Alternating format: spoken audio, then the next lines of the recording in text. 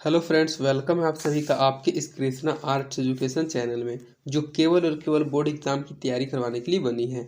इसलिए इस चैनल को आपने अभी तक सब्सक्राइब नहीं किया तो इस चैनल को सब्सक्राइब कर दे और साइड के बेल नोटिफिकेशन को प्रेस कर दे, ताकि हमारी वीडियो का लेटेस्ट नोटिफिकेशन आप तक सबसे पहले पहुंच सके।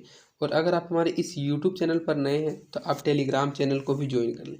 टेलीग्राम चैनल का लिंक डिस्क्रिप्शन में भी दिया हुआ है और आप टेलीग्राम एप्लीकेशन में कृष्णा आर्ट्स एजुकेशन चैनल को सर्च करके भी ज्वाइन हो सकते हैं, क्योंकि इस चैनल का जो भी स्टडी मटेरियल आपको प्रोवाइड किया जाएगा वो टेलीग्राम चैनल के माध्यम से किया जाएगा। स्टडी मटेरियल में आपको सभी सब्जेक्ट्स का, इन सभी क्रैश कोर्स का पीडीएफ टेलीग्राम चैनल पर दिया जाएगा और टेलीग्राम चैनल पर क्विज और प्रैक्टिस भी करवाया जाएगा। इसलिए आप टेलीग्राम चैनल को अवश्य ज्वाइन कर लें। तो चलिए इस क्लास में आगे की ओर बढ़ते हैं। इसमें हम आपको क्लास 10th का इंग्लिश का crash course 500 plus important objective questions with question bank का पार्ट 5 करवाने वाले हैं। हमने आपको बताया था कि हम इंग्लिश के क्रैश कोर्स में आपके लिए टोटल 10 क्लास लेकर आएंगे और यह उसका 5वां क्लास है। और अगर आपने इसका 1 से लेकर 4 तक की क्लास को अटेंड नहीं किया तो आप डिस्क्रिप्शन में जाकर इंग्लिश क्रैश कोर्स के प्लेलिस्ट में जाकर इसके बाकी पार्ट 4 को तक के वीडियो को अटेंड जरूर कर लीजिए, क्योंकि सिर्फ आप इन 10 क्लास को अटेंड कर लेते हैं इस क्रैश कोर्स में तो आप 100% इंग्लिश के एग्जाम में ऑब्जेक्टिव क्वेश्चंस में बहुत अच्छा स्कोर कर पाइएगा। तो चलिए इस पार्ट 5 में आगे की ओर बढ़ते हैं। इसमें हमारा पहला क्वेश्चन है, the room was full of sweet. जो कमरा था वह फुल ऑफ किस चीज़ की मधुरता से भरा हुआ था? मीट से, स्मेलिंग से, होलिंग से या फिर सिंगिंग से? तो the room was full of smelling. जो कमरा था वह मधुर गंध से भरा हुआ था। तो इसका सही आंसर ऑप्शन नंबर बी हो जाएगा, स्मेलिंग। और अगर आपको इन क्वेश्चंस का आंसर पहले से पता है तो आप कमेंट सेक्शन में इन क्वेश्चंस का आंसर देते हुए चलिएगा। और अगर आपके लिए यह क्वेश्चन नया है, आप पहली बार पढ़ रहे हैं, तो आप इन क्वेश्चंस को अच्छे से समझते हुए और याद करते हुए चलिएगा। तो जो कमरा था वह मधुर गंध से भरा हुआ था। The room was full of sweet smelling. तो इसका सही आंसर ऑप्शन नंबर बी हो जाएगा, smelling. Who tried to change everything. कौन सभी चीज़ को बदलना चाह रहा था? कौन प्रयास कर रहा था कि वह सभी चीज़ में परिवर्तन कर सके? द ऑथर, लेखक, द पोइट, कवि, द पेंटर, कलाकार या फिर इनमें से नन ऑफ दिस, इनमें से कोई नहीं। तो कौन प्रयास कर रहा था सभी चीज़ में परिवर्तन लाने के लिए? तो वह था ऑथर। जो लेखक थे वही प्रयास कर रहे थे बार बार कि वे सभी चीज़ों में कुछ बदलाव ला सकें। तो इसका सही आंसर ऑप्शन नंबर ए हो जाएगा, the author. The author try to change everything. You speak of being whole of. You speak of being whole of. तुम सिर्फ और सिर्फ बातें कर रही हो जॉय की, बींग होल ऑफ सिर्फ और सिर्फ खुशी की, फुलफिलमेंट की, पूर्ति की, मोरालिटी की, नैतिकता की या फिर गुडनेस की, अच्छाई की। तो you speak is being whole of fulfilment. तुम सिर्फ और सिर्फ अपने पूर्ति करने की बातें कर रही हो। तो इसका सही आंसर ऑप्शन नंबर बी हो जाएगा, fulfilment. You speak of being whole of fulfilment. The companion of my joys and sorrow is only my. अर्थात मेरी खुशी और मेरी दुख का जो साथी है वह केवल और केवल मेरे पिता हैं, मेरी माता है, मेरी बेटी है या फिर गॉड, ईश्वर है। तो मेरे जो साथी हैं, मेरे दुख और मेरे खुशी के समय जो मेरा सिर्फ और सिर्फ साथी है वह केवल और केवल ईश्वर है। तो इसका सही आंसर ऑप्शन नंबर डी हो जाएगा, कोट। यह जो क्वेश्चन, यह चैप्टर से रिलेटेड क्वेश्चन है, यह कहानी में पढ़ना है और उसी से रिलेटेड हम बातें बता रहे हैं कि उसमें जो लेखक थे उसका जो साथी था दुख और खुशी के समय का, जो उसका साथी था वह ईश्वर था। वे ईश्वर को अपने दुख और खुशी के समय साथी मानते थे। तो इसका सही आंसर ऑप्शन नंबर डी हो जाएगा, God. Is fulfilment something which can be. जो पूर्ति है यह किस चीज़ से संपूर्ण हो सकती है? रिसीव्ड से कुछ प्राप्त करके पूर्ति की जा सकती है, पेड करके किसी को कुछ दे के पूर्ति की जा सकती है, गेंड करके या फिर बाउट करके। तो यह जो फुलफिलमेंट है यह कुछ खरीद के ही संपूर्ण किया जा सकता है, इसकी पूर्ति की जा सकती है। तो इसका सही आंसर ऑप्शन नंबर डी हो जाएगा, bout. Is fulfilment something can be bout. Who learn the secret of laughter. Who learn the secret of laughter मतलब जो हंसी का राज है, जो हंसी का राज है, हंसने की कला, वह किन पढ़ी थी, उसके बारे में किसने सीखा था? द पोइट ने, कवि ने, द डॉटर ने, बेटी ने, ए फार्मर ने, एक किसान ने या फिर एवरीवन ने, सभी ने। तो जो द सीक्रेट ऑफ लॉटर है, जो हंसने की कला है, जो हंसने का राज है, यह सीखा था द बोटर ने, उसकी बेटी ने। तो इसका सही आंसर ऑप्शन नंबर बी हो जाएगा, the daughter learn the secret of laughter. By whom was the secret learn. इससे पहले वाले क्वेश्चन से रिलेटेड क्वेश्चन है कि वह जो हंसने की खुशी का राज था, हंसने का राज वह बेटी ने पढ़ा था, बेटी ने सीखा था। तो उसको किसने सिखाया था? द सीक्रेट जो है सीक्रेट था, जो गुप्त था, वह किसने सिखाया था? द डॉटर, तो डॉटर ने तो सीखा ही था, मतलब वह खुद को खुद तो नहीं सिखा पाएगी, यह तो ऑप्शन गलत हो जाएगा। द मदर, उसकी माता ने सिखाया था। पोएटेस, कवित्री ने सिखाया था, या फिर उसके गार्जियन ने सिखाया था? तो जो उसकी माता थी उसने अपनी बेटी को हंसने की राज बताया था, हंसने की खुशी के बारे में बताया था। तो इसका सही आंसर ऑप्शन नंबर बी हो जाएगा, the mother. The mother was the secret learned. Two horizons has been written by, यह जो पाठ का नाम है टू हॉरिजॉन्स, यह किसके द्वारा लिखा गया है? जयंता महापात्रा के द्वारा, बीना पानी मोहंती के द्वारा, प्रेमचंद के द्वारा, या फिर एंटोन चेकव के द्वारा?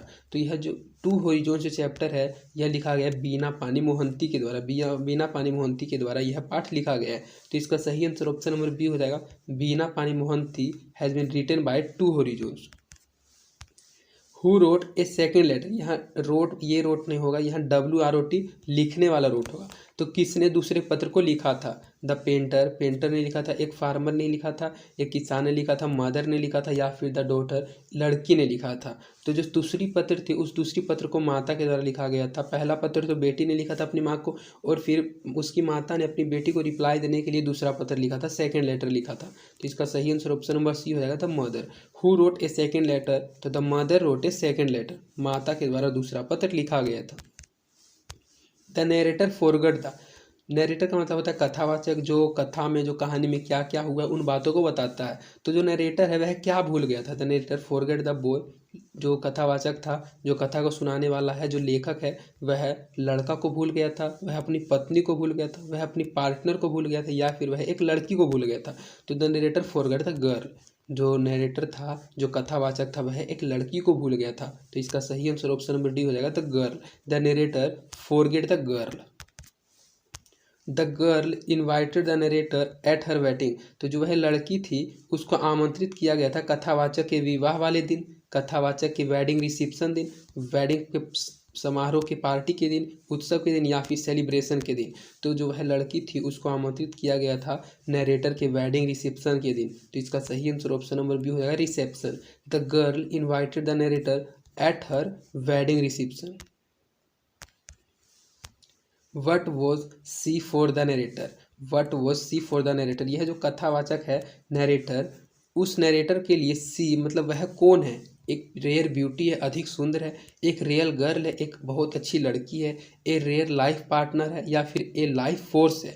तो नरेटर के लिए जो सी है वह एक लाइफ फोर्स है। तो इसका सही आंसर ऑप्शन नंबर टी हो जाएगा, a life force. What was she for the narrator, तो life force she for the narrator. She heard my cock and bull story, वह सुन रही है मेरे, कोक मतलब होता है मुर्गा, मेरे कोक, मेरे मुर्गे और मेरे सांड की स्टोरी, मतलब वह मेरे मुर्गे और मेरे सांड की स्टोरी को बहुत ही स्थिरता से सुन रही है, बहुत ही खुशी से सुन रही है, प्लीजेंटली, बहुत ही ग्लैडली मतलब बहुत ही गर्व से सुन रही है, या फिर हैप्पीली बहुत ही खुशी से सुन रही है। तो वह सुन रही है मेरे मुर्गे और मेरे सांड की कहानी को पेशेंटली, बहुत ही स्थिरता से, बहुत ही अच्छे से। तो इसका सही आंसर ऑप्शन नंबर होगा पेशेंटली। सी हियर्ड वह सुन रही है my cock and bull story patiently. Who desires to become an IAS officer, कौन IAS ऑफिसर बनना चाहता है? जो IAS ऑफिसर है इसका बनने का सपना किसने देखा है? कौन डिजायर करता है IAS बनने को? J Jha, the narrator, the girl, या फिर नन ऑफ दिस? तो जो पाठ में कथावाचक हैं वही बनना चाहते हैं एक IAS ऑफिसर। IAS का फुल फॉर्म होता है इंडियन एडमिनिस्ट्रेटिव सर्विस। तो IAS ऑफिसर बनना चाहता है द नरेटर। तो इसका सही आंसर ऑप्शन नंबर बी हो जाएगा, the narrator. Love defiled has been written by, यह जो लव डिफाइल्ड चैप्टर है, लव डिफाइल्ड, यह किसके द्वारा लिखा गया है? गिरिधर झा के द्वारा, बीना पानी मोहंती के द्वारा, चू गाल्सवर्ती के द्वारा, या फिर डॉक्टर राणा SP सिंह के द्वारा? तो ये जो लव डिफाइल्ड चैप्टर है यह लिखा गया गिरिधर झा के द्वारा। गिरिधर झा ने इस कहानी को, इस पोइम को लिखा है। तो इसका सही आंसर ऑप्शन नंबर हो जाएगा, Giridhar Jha has written love defiled.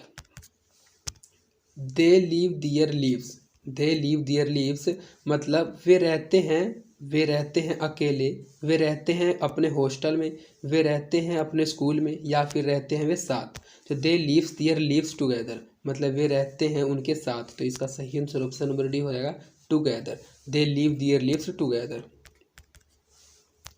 Who developed cold feet? Cold feet मतलब होता है झिझकना। अगर आप कोई बात बोलने से झिझकते हैं तो यह झिझकने वाली बात को किसने विकसित किया था? द गर्ल, लड़की ने, द गर्ल्स फादर, लड़की के पिता ने, द नरेटर अर्थात कथावाचक ने, या फिर द नरेटर्स फादर या फिर कथावाचक के पिता ने। तो यह जो झिझकने वाली बात है, जो कोल्ड फीट की बात है, उसको विकसित किया था द नरेटर को, तभी तो वह IAS ऑफिसर बनने का सपना देख रहा था।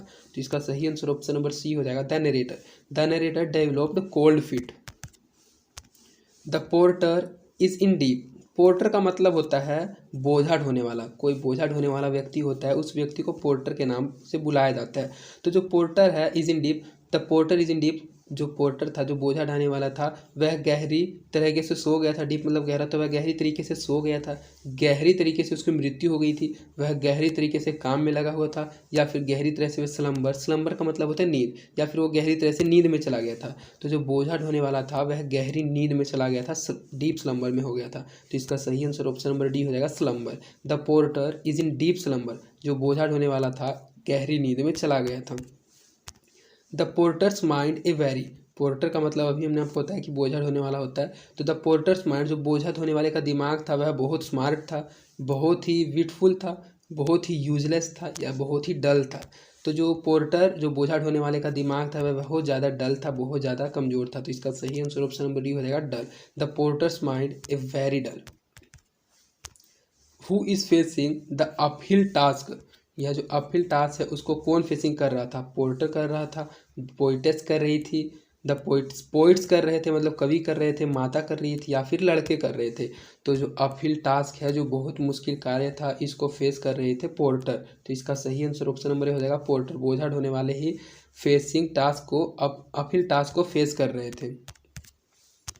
The poem the sleeping porter. यह जो स्लीपिंग पोर्टर है, मतलब सो, बोझा ढोने वाला सो गया है, इस पोइम को किसने लिखा है? हैज़ बीन कंपोज बाय, किसके द्वारा इस पोइम को कंपोज किया गया, इस कविता को कंपोज किया गया? ए लक्ष्मी प्रसाद देवकोटा के द्वारा, बी विलियम कोपा के द्वारा, सी विद्यापति के द्वारा, और डी पुराण सिंह के द्वारा। तो द स्लीपिंग पोर्टर जो पोइम है, यह कंपोज किया गया है लक्ष्मी प्रसाद देवकोटा के द्वारा। यह क्वेश्चन लगता है रिपीट हो गया, इससे पहले भी हमने आपको 4th या 3rd क्लास में पढ़ाया था कि the sleeping porter has been composed by Laxmi Prasad Devkota. तो इसका सही आंसर ऑप्शन नंबर ए हो जाएगा, the poem sleeping porter has been composed by Laxmi Prasad Devkota. The porter's mind is very. यह क्वेश्चन तो अभी आपने पढ़ा है कि जो बोझा ढोने वाले का दिमाग था वह कैसा था? शार्प था, बहुत तेज था, ब्यूटीफुल था, यूजलेस था, या फिर डल था? तो the porter's mind is very dulls. जो पोर्टर का माइंड था, जो दिमाग था, बहुत ही डल था। Porters heart is beating like a. बोझा ढोने वाले का जो हृदय है वह धड़क रहा है लाइक ए कैट, एक बिल्ली की तरह, लाइक ए बर्ड, एक पक्षी की तरह, लाइक ए डॉग, एक कुत्ते की तरह, या फिर डी नन, इनमें से किसी की तरह भी नहीं। तो इससे पहले हमने आपको एक क्वेश्चन में पढ़ाया था कि जो पोर्टर का हृदय वह एक पक्षी की तरह चहचहा रहा था, अर्थात उसकी जो बीटिंग थी, जो उसके हृदय की धड़कन थी, वह एक पक्षी की तरह धड़क रही थी। तो इसका सही आंसर ऑप्शन नंबर बी हो जाएगा, bird. Porters heart is beating like a bird. The porter is in deep. यह भी क्वेश्चन अभी आपने पढ़ा है कि जो पोर्टर था, जो बोझा ढोने वाला था, वह गहरी तरीके से सो गया था, गहरी तरीके से मृत्यु उसकी हो गई थी, गहरी तरीके से काम में लगा था, या फिर गहरी तरीके से नींद में चला गया था।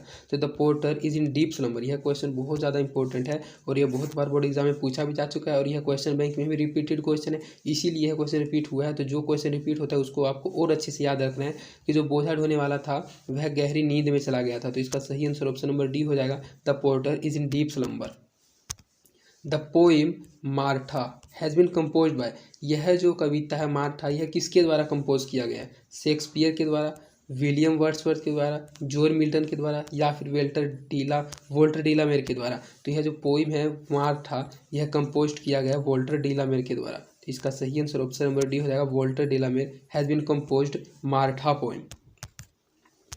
मार्था स्टोरीज लाइक ए, जो मार्था की कहानियाँ होती है मतलब उस पोइम में के अंतर्गत जो मार्था की कहानियाँ होती हैं वे किस तरह की होती हैं, लाइक सपने की तरह होती है, लाइक भूतिया कहानी होती है, फेरी कहानी होती है, या फिर बॉय लड़की की कहानी होती है। तो Martha stories are like a dream, मतलब मार्था की जो कहानी होती है वे एक सपने की तरह होती है। तो इसका सही आंसर ऑप्शन नंबर ये हो जाएगा Martha stories like a dream. Martha's begin her stories once, Martha जो थी उसने अपनी जो पहली स्टोरी की थी वह कौन सी स्टोरी थी, once upon a time, again on a time, once upon a time, या फिर अगेन एंड अगेन। तो उसकी जो पहली जो पहला उसकी स्टोरी थी, जो पहली कहानी थी, उस कहानी का नाम था वंस अपॉन ए टाइम, एक समय की बात है। तो इसका सही आंसर ऑप्शन नंबर सी हो जाएगा once upon a time. Martha's begin her stories once upon a time. Children seat on their elbows, जो बच्चे हैं वे अपने कोहनी के सहारे बैठे हुए हैं। Seat on their elbows below, seat on their elbow lolled, seat on their fall, या फिर डाउन। तो जो बच्चे हैं वे अपने लहूलुहान एल्बो के सहारे बैठे हुए हैं, तो लोल्ड एल्बोज। तो इसका सही आंसर ऑप्शन नंबर बी हो जाएगा lolled. Children seat on their elbows lolled. Martha's would seat with her two, जो मार्था है वह बैठती है अपने दो लंबे हाथ के सहारे, अपने दो स्लिम हैंड के सहारे, अपने दो लंबे टांगों के सहारे, या फिर छोटे टांगों के सहारे। तो जो मार्था है वह बैठती है अपने दो स्लिम हैंड्स के सहारे। तो इसका सही आंसर ऑप्शन नंबर बी हो जाएगा slim hands. Martha's would seat with her two slim hands. Martha's chin was, चीन का मतलब होता है ठोडी। तो जो मार्था की चीन है, जो ठोडी है, वह कैसी थी, नैरो थी, सेल थी, लॉन्ग थी, या फिर वाइड थी, चौड़ी थी, लंबी थी, सेल थी, या फिर नैरो थी, संकरी थी। तो जो मार्था की चीन थी, जो उसकी ठोडी थी, वह नैरो थी, संकरी थी, बहुत ही अच्छी थी। तो इसका सही आंसर ऑप्शन नंबर ए हो जाएगा narrow. मार्थास chin was narrow. मार्थास eyes वर, इससे पहले आपने मार्था की चीन के बारे में पढ़ा कि जो मार्था का चीन था वह नैरो था, लेकिन उसकी आंखें कैसी थी, क्लियर एंड ग्रे थी, साफ एवं स्लेटी रंग की थी, ग्रे एंड डल थी, ब्यूटीफुल थी, बहुत ही सुंदर थी, या फिर क्लियर एंड ब्लैक, साफ सुथरी एवं काली थी। तो जो मार्थास की आइज थी वह क्लियर एंड ग्रे थी, बहुत ही साफ सुथरी और स्लेटी रंग की थी। तो इसका सही आंसर ऑप्शन नंबर ये हो जाएगा clear and grey. Martha's eyes were clear and grey. Martha's told her stories in, जो मार्था वह अपनी कहानी में क्या बताती है, told her stories in a wood, एक लकड़ी के बारे में अपनी कहानी बताती है, एक हाजल ग्लैंड के बारे में बताती है, द गार्डन बगीचा के बारे में, या फिर द हाउस घर के बारे में। तो Martha's told her stories in the hazel glen, वह हेजल ग्लैंड में अपनी कहानियों को बताती है। तो इसका सही आंसर ऑप्शन नंबर बी हो जाएगा द हेजल ग्लैंड। मार्था वो, जो मार्था चैप्टर बहुत ज़्यादा इंपॉर्टेंट चैप्टर है, इसीलिए इस क्वेश्चन से बहुत ज़्यादा क्वेश्चन भी आ रहे हैं कि जो मार्था थी वह क्या थी, एक टीचर थी, एक अध्यापिका थी, एक प्रीचर थी, एक भाषणवादी थी, एक स्टोरी राइटर थी, कहानी लेखिका थी, या फिर एक स्पीकर थी, एक भाषण देने वाली थी। तो जो मार्था थी वह एक कहानी लेखिका थी, तभी तो वह कहानियों को लिखती थी वंस अपॉन ए टाइम, जैसे कि उसने कहानी को लिखा था वंस अपॉन ए टाइम। तो Martha was a story writer, Martha एक कहानी लेखिका थी। Martha's would sit with her two, यह क्वेश्चन अभी आपने पढ़ा है कि जो मार्था थी वह अपने लॉन्ग हैंड, दो लंबे हाथों के सहारे बैठी थी, दो स्लिम हैंड्स के सहारे, दो लॉन्ग टेल लेग्स के द्वारा, फिर दो शॉर्ट लेग्स के द्वारा। तो जो मार्था है वह बैठती है अपने दो स्लिम हैंड्स के द्वारा, यह एन नहीं होना चाहिए था, केवल स्लिम होगा। तो इसका सही आंसर ऑप्शन नंबर बी हो जाएगा Martha's would sit with her two slim hands. इसके बाद आपको कुछ ट्रांसलेशन भी पढ़ना बहुत जरूरी है, क्योंकि एग्जाम में 5 से 6 ट्रांसलेशन आता है। तो पहला आपका ट्रांसलेशन यहाँ से शुरुआत होता है कि भारत गांवों का देश है, जो भारत है वह गांवों का देश है। तो India is a country of village, simple tenses है, सिंपल में आपको देखना है कि जो इंडिया है is a country of village, Bharat गांवों का देश है। तो भारत गांवों का देश है, तो India is a country of village, the village लग गया, यह गलत हो जाएगा। India is a country of village, यह सही है। इंडिया इज, ये नहीं है, यह भी गलत हो जाएगा। नन ऑफ दीज, यह भी गलत। तो इसका जो सही आंसर हो जाएगा ऑप्शन नंबर बी, भारत गांवों का देश है, अर्थात India is a country of village. जो वह कहता है सही है, अर्थात जो वह कहता है वह सही है। What he says is right, तो what he says is right गलत हो गया, यह भी गलत है, यह भी गलत है। तो इसका जो सही आंसर हो जाएगा ऑप्शन नंबर सी, जो वह कहता है वट ही सेज सही है, इज राइट। तो इसका सही आंसर ऑप्शन नंबर सी हो जाएगा what he says is right, जो वह कहता है सही है। हमारा देश महान है, इसका तो ट्रांसलेशन आप 100% बहुत ही सरल तरीके से कर दीजिएगा। हमारा जो देश है वह महान है, तो our country is great, our country is great सही है। आवर कंट्री आर ग्रेट गलत हो जाएगा, आवर्स गलत है, नन ऑफ दिस यह भी गलत हो जाएगा। तो हमारा देश महान है, तो simple sentence our country is great, तो इसका सही आंसर ऑप्शन नंबर ए हो जाएगा, आवर कंट्री इज ग्रेट, हमारा देश महान है। भारतीय किसान परिश्रमी होते हैं, यह बात भी सही है और यह सेंटेंस भी बिल्कुल सही है कि जो भारतीय किसान होते हैं वे परिश्रमी होते हैं। तो इंडियन भारतीय किसान परिश्रमी होते हैं, मतलब प्लरल की बात की जाए, बहुवचन का बात किया जा रहा है, तो Indian farmers are hard working, Indian farmers, यहाँ फार्मर नहीं है, गलत हो जाएगा, Indian farmers are hard working, यह सही हो सकता है। Indian farmer is hard working, इसका तो यूज ही नहीं होगा क्योंकि बहुत सारे किसानों की बात किया जा रहा है, तो गलत हो जाएगा, नन ऑफ दिस तो है ही नहीं। तो जो भारतीय किसान परिश्रमी होते हैं, तो इसका सही आंसर ऑप्शन नंबर बी हो जाएगा, Indian farmers are hard working, भारतीय किसान परिश्रमी होते हैं, तो इसका सही आंसर ऑप्शन नंबर बी हो जाएगा, Indian farmers are hard working. सूरज डूबने के पहले मैं घर आ जाऊंगा, सूरज डूबने के पहले मैं घर आ जाऊंगा, तो I shall come home before the sun sets, I shall come home before the sun sets, I shall come home before the sun, जो है सन के आगे हमेशा द का यूज होता है, तो यह भी गलत हो जाएगा। आई सेल, आई के साथ विल का यूज नहीं होता है, आई के साथ सेल का यूज होता है, तो यह भी गलत हो जाएगा, नन ऑफ दिस। तो इसका जो सही आंसर हो जाएगा ऑप्शन नंबर है, आई सेल कम होम, मैं घर आ जाऊंगा बिफोर द सन सेट्स, सूरज डूबने के पहले, तो इसका सही आंसर ऑप्शन नंबर ए हो जाएगा, I shall come home before the sun sets. Battalion, यह आपका करेक्ट स्पेल्ट आ गया, तो करेक्ट स्पेल्ट भी आपको याद रखना बहुत ज़्यादा ज़रूरी है क्योंकि एग्जाम में 2-3 करेक्ट स्पेल्ट जरूर पूछा जाता है और हम जो करेक्ट स्पेल्ट करवाते हैं आप सिर्फ इन्हीं को ध्यान में रखिएगा, तो आपका 100% करेक्ट स्पेल्ट वाला क्वेश्चन सही जाएगा।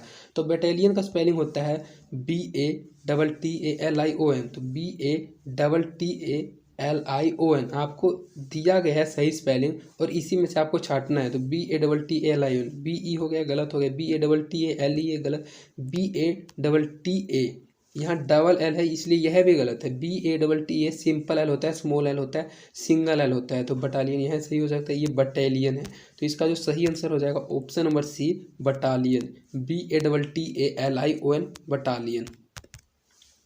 सेंटीग्रेड, यह आपको बस संकेत दे रहा है कि इसमें से आपको सेंटीग्रेड छानना है और यह भी स्पेलिंग गलत ही होता है। तो सेंटीग्रेड का स्पेलिंग होता है, सिंपल सा स्पेलिंग है, CENTIGRADE, सेंटीग्रेड, CENTIGRE गलत हो गया, CENTI गलत हो गया, CENTIGRATE हो गया, यह भी गलत, और CENTIGRADE, सेंटीग्रेड का जो स्पेलिंग होता है CENTIGRADE होता है, तो इसका सही आंसर ऑप्शन नंबर डी हो जाएगा, सेंटीग्रेड, CENTIGRADE। इन्फ्लुएंजा, इन्फ्लुएंजा भी सिंपल सा स्पेलिंग है, इन्फ्लुएंजा, INFLUENZA, इन्फ्लुएंजा, तो इसमें डबल जेड है, गलत हो गया, इन्फ्लुएंजा यह हो सकता है, इन्फ्लुएंजा यह गलत है, इसमें डबल एल है, यह भी गलत हो जाएगा, इसमें जी लिखा है तो फ्लुएंगा बन जाएगा, तो यह भी गलत है, तो इसका जो सही करेक्ट स्पेल्ट हो जाएगा ऑप्शन नंबर ए, इन्फ्लुएंजा, INFLUENZA हो जाएगा, तो इसका सही आंसर ऑप्शन नंबर ए हो जाएगा, इन्फ्लुएंजा। इमीडिएटली, इमीडिएटली का मतलब होता है तुरंत, और यह जो स्पेलिंग है बहुत बच्चों से गड़बड़ होती है, तो इमीडिएटली का जो सही स्पेलिंग होता है IMMEDIATELE होता है, इमीडिएटली, तो IMMEDIATELE सही है, IMM गलत है, IMMEDIA होना चाहिए और TE होना चाहिए, गलत, IMMEDEA यह बिल्कुल ही गलत है, तो इसका जो करेक्ट स्पेल्ट हो जाएगा, जो सही स्पेलिंग होगा वह IMMEDIATELE, जल्द, तुरंत, इमीडिएटली का सही स्पेलिंग हो जाएगा IMMEDIATLY, इमीडिएटली। लेबोरेटरी, लेबोरेटरी का सही स्पेलिंग होता है LABORATORY, लेबोरेटरी, लेबो, LABO, रेटरी, RATORY, लेबो, गलत हो गया, लेबोरेटरी, RATORY होना चाहिए, गलत हो गया, लेबोरेटरी यह सही हो सकता है, लेबोर लिखा गया, यह भी गलत हो जाएगा, लेबोरेटरी, LABORATORY, तो ऑप्शन नंबर बी इसका सही आंसर हो जाएगा, लेबोरेटरी, LABORATORY, रेटरी, तो इसका सही आंसर ऑप्शन नंबर डी हो जाएगा, laboratory is the correct spelled. The musicians are playing the band, the musicians are playing the band, तो यह आ गया वॉइस, इसको आपको एक्टिव वॉइस दिया गया, पैसिव वॉइस में चेंज करना है, तो सबसे पहले जो इसका ऑब्जेक्ट है इसको सब्जेक्ट बनाएंगे, तो द बैंड, इसमें जो ऑब्जेक्ट है इसको सब्जेक्ट बनाएंगे, तो the band, the band, the band, the band, चारों में बनाया गया, द बैंड्स आर प्लेइंग, तो the bands is being played, is being played, is being played, इसमें इज बीइंग प्लेड ही होगा, लेकिन इसमें दोनों में V1 दे दिया गया प्ले प्ले, तो ये दोनों अब छट जाएगा। C और D में अब आपको देखना है।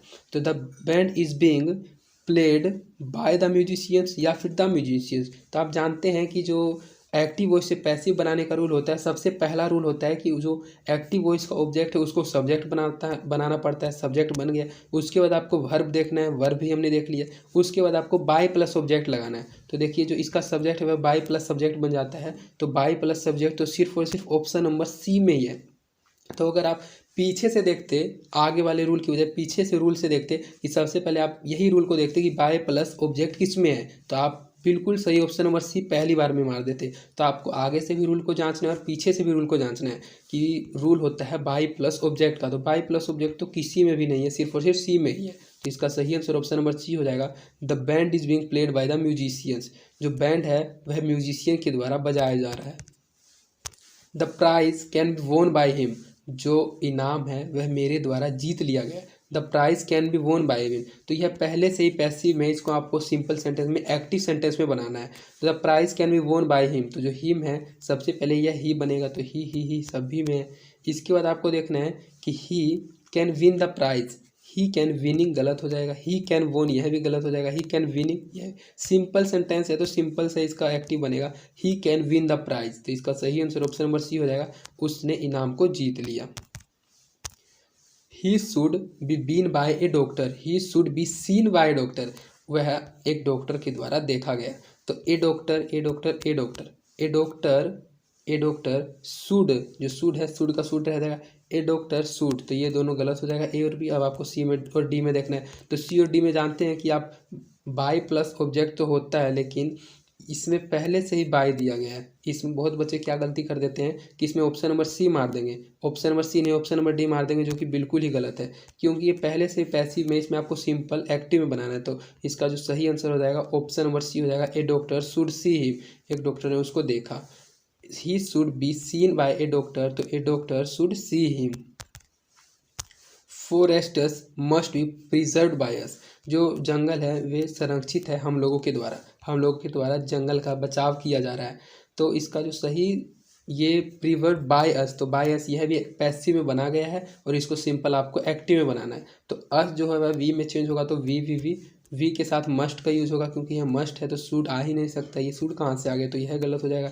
तो we must preserve forest, simple सा सेंटेंस है। We must preserve by forest, यह भी गलत। रेड फॉरेस्ट यह भी गलत, क्योंकि यह एक्टिव था और यह एक्टिव ही तो बाद में पैसिव बना था। जैसे कि पैसिव ये बना था, वी बन गया था अस, मस्ट प्रिजर्व बन गया था मस्ट बी प्रिजर्व, और यह जो बाय प्लस अस, यह ऑब्जेक्ट वहाँ बाय प्लस, यह जो सब्जेक्ट था वहाँ बाय प्लस ऑब्जेक्ट बन गया था। तो इसका जो सही ट्रांसलेशन नहीं, इसका जो सही नियम तरीके से बनेगा वह बनेगा forest must be preserve by us, we must preserve forest, हमारे द्वारा जंगल की देखभाल की जा रही है। इसके बाद आपका इस वीडियो का लास्ट क्वेश्चन है, oxygen is provided by the trees. जो ऑक्सीजन है यह हम लोगों को पौधों से, मतलब पेड़ों से मिलती है। प्रोवाइडेड बाय द ट्रीज, पेड़ के द्वारा प्रदान की जाती है। तो the trees provided oxygen, the tree provided by oxygen, यह गलत हो जाएगा। अस ऑक्सीजन यह भी गलत हो जाएगा। अब आपको देखना है ऑप्शन नंबर A में और ऑप्शन नंबर D में। द ट्रीज प्रोवाइडेड ऑक्सीजन, यहाँ प्रोवाइडेड का यूज नहीं होगा, प्रोवाइडेड तो जब पैसिव बनाते हैं तब यूज होगा। ये सिंपल सेंटेंस है तो सिंपल बनेगा, द ट्रीज प्रोवाइड ऑक्सीजन। जो पेड़ हैं वे हम लोगों को प्रोवाइड करते हैं, ऑक्सीजन देते हैं। तो इसका सही आंसर ऑप्शन नंबर D हो जाएगा, the trees provide oxygen. Oxygen is provided by the trees provide oxygen. तो इस प्रकार आपका इस वीडियो में 50 ऑब्जेक्टिव क्वेश्चंस कंप्लीट करा दिए गए, जिसमें हमने आपको सिलेबस से रिलेटेड क्वेश्चन, ग्रामर से रिलेटेड क्वेश्चन और करेक्ट स्पेल से रिलेटेड क्वेश्चन, सभी क्वेश्चंस करवा दिए हैं, जो कि इस एग्जाम के दृष्टिकोण से बहुत ज़्यादा इंपॉर्टेंट क्वेश्चंस है। और यह हमारे क्रैश कोर्स का 5वां क्लास था। इसके बाद इसका 5 क्लास और लाया जाएगा। और अगर आप सिर्फ इन 10 क्लास तक बने रहते हैं, इन 10 क्लास को अच्छे से अटेंड कर लेते हैं, तो आप 100% इंग्लिश के एग्जाम में अच्छा स्कोर कर पाइएगा। और इस 10 क्लास के अलावा भी हम आपको ग्रामर से रिलेटेड सभी वीडियोज़ को लेकर आएंगे, जैसे कि ऐसे कैसे लिखा जाता है, लेटर कैसे लिखा जाता है, लेखक से, सभी के सभी टॉपिक को इस वीडियो में कवर किया जाएगा, इस चैनल पर कवर किया जाएगा। इसलिए अगर आपने इस चैनल को अभी तक सब्सक्राइब नहीं किया तो इस चैनल को सब्सक्राइब कर दें, और सभी चीज़ों को पढ़ाकर इसका PDF टेलीग्राम चैनल पर डाला जाएगा, इसलिए आप टेलीग्राम चैनल को भी अवश्य ज्वाइन कर लें। और अगर आपको हमारी वीडियोस पसंद आती है तो आप अपने दोस्तों के बीच इन वीडियोस को जरूर शेयर करें, और आप हमारे वीडियोस को लाइक भी जरूर करें, इससे हमारा मोटिवेशन बना हुआ रहता है। तो आज के लिए इतना ही, धन्यवाद। मिलते हैं आपसे नेक्स्ट वीडियो में।